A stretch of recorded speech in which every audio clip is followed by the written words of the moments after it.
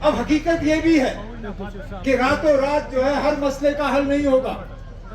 विरासत में जो हमें मसले मिले उनके हल रातों रात नहीं होंगे, लेकिन ऐसा भी नहीं है कि आपके नुमाइंदे जो हैं कोई काम नहीं कर रहे।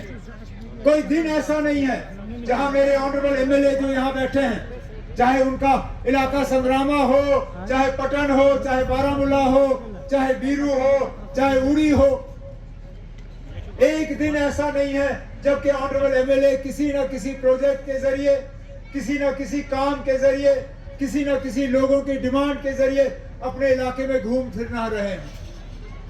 लेकिन हिज़्ब इख्तिलाफ का काम है मुखालफत करना, और हमें उससे कोई एतराज नहीं है। उनका काम है जगह पे जाना, आंखें बंद करना और कहना कुछ नहीं हो रहा। ठीक है, कर रहे, लेकिन जो उनके अपने कारनामे हैं, उनके अपने कारनामे उनको याद नहीं रहते। उनके अपने दौर में क्या होता है वो भूल जाते हैं। अरे नाब, जिन लोगों को यहाँ नुमाइंदगी करते हुए 12-12, 16-16, 18-18 साल हो गए, उनसे मैं पूछता हूँ, अरे नाब, आपको अगर मौका मिला था, आपने यहाँ फ्रूट की मंडी क्यों नहीं बनाई?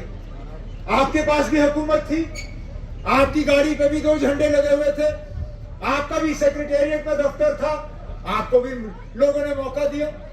ये जमीन वहीं पे थी, ये जमीन हमने एक्वायर नहीं की, इस जमीन पे किसी का नाजायज कब्जा नहीं था, हमने इस जमीन पे किसी का कब्जा जो है वो हटवाया नहीं, जमीन यही थी, इस जमीन का इस्तेमाल हुआ नहीं। अब अगर फारूक शाह साहब आते हैं, फारूक शाह साहब जावेद डार साहब के साथ बैठ के उनको तैयार करते हैं ना कि टंगमर्ग में मुझे एक फ्रूट मंडी दे दो, और फ्रूट मंडी का आज संगे बुनियाद लगता है, तो कसूर फारूक शाह साहब का है या कसूर उनका है जिन्होंने नुमाइंदगी करते वक्त यहाँ कोई काम नहीं किया?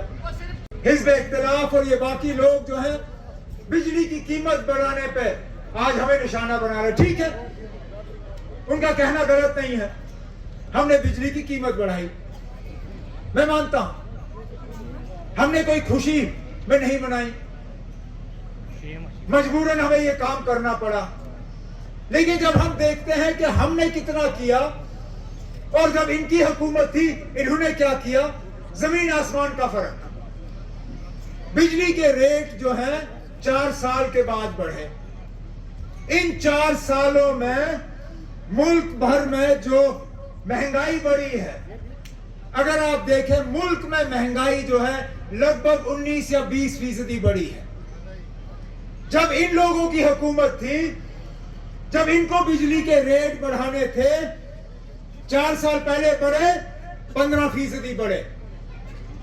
जब कलम दवात वाले थे बीजेपी के साथ, जिनकी गुनाहों का हम आज खमियाजा भुगत रहे हैं, आज जो ये शोर कर रहे हैं, जब महबूबा मुफ्ती साहिबा वजीर आला थी तब भी बिजली के रेट बढ़े। तब कितने बढ़े? 13.5 से 14% रेट बढ़े। उस वक्त 14% ज्यादा नहीं था, उस वक्त वो खामोश क्यों रहे? उस वक्त उनको नहीं लगा कि लोगों के साथ नाइंसाफी हो रही है? अरे नाब, उसके मुकाबले हमने तब भी जितना बोझ हमारे ऊपर है उसका हमने बहुत कम हिस्सा आगे बढ़ाया। और मैं आपको यकीन दिलाता हूं, मेरी मुकम्मल कोशिश रहेगी कि इंशाअल्लाह इस हुकूमत के दौरान, इसके बाद हम बिजली की कीमत जो है और आगे नहीं बढ़ाएंगे, यही, इससे आगे नहीं। बाकी काम, लोगों को साफ पीने का पानी पहुंचाने का, बच्चों के स्कूल ठीक करने का, अस्पतालों में डॉक्टर पहुंचाने के, सड़कों पे तेल बिछाने का, फ्रूट की मंडी बनाने का, देह तरक्की के बाकी काम पंचायतों में इंशाअल्लाह, जैसे फारूक शाह साहब ने कहा, मैं उस बात को दोहराता हूं, जितने भी हमने लोगों के साथ वादे किए हैं, इंशाअल्लाह अगले 3.25 सालों में वो तमाम वादे हम पूरे करके ही अपने आप को आपके सामने पेश करेंगे। और मैं यकीन से कहता हूं जब 3.5 साल के बाद तमाम असेंबली हलकों के तरफ आप लोग नजर डाल के देखोगे, आप पाओगे कि पूरे 90 के 90 कॉन्स्टिट्यूएंसियों में सबसे ज्यादा तरक्की अगर कुछ कॉन्स्टिट्यूएंसी ने की है, उनमें से अगर एक कॉन्स्टिट्यूएंसी गिनी जाएगी वो ये गुलमर्ग टंगमर्ग की कॉन्स्टिट्यूएंसी होगी, जिसके लिए न सिर्फ काम शुरू हुआ है बल्कि काम जो है उस पर तेजी से आगे बढ़ रहा है। मैं अभी यहाँ स्टेज पे बैठ के इंशाल्लाह जल्दी इसी साल हम इस मिनी सेक्रेटेरिएट का काम शुरू करके